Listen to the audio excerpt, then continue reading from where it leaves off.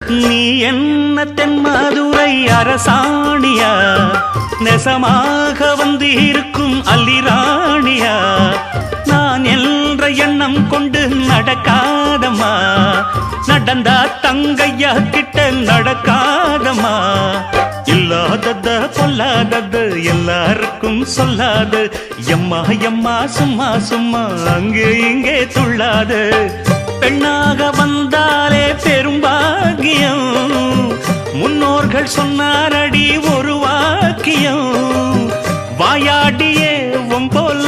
பெண்ணாலே பெண்ணின் புகழ் மங்கும் தன்னாலே, பாட்டு படிக்கும் குயிலே